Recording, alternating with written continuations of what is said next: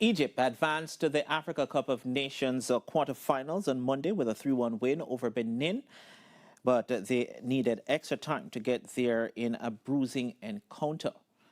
Now, Marvin Atia had given Egypt a 68th minute lead before Jodel Dosso poked home from close range in the 84th minute to take the tie to extra time.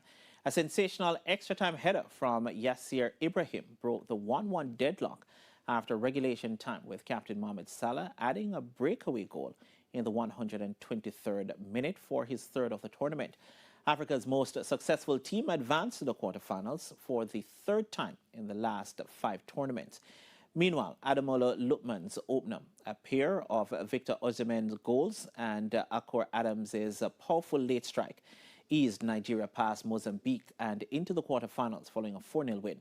The Super Eagles now travel to Marrakesh for a last 8 match on Saturday against either Algeria or the Democratic Republic of Congo, who meet in Rabat on Tuesday.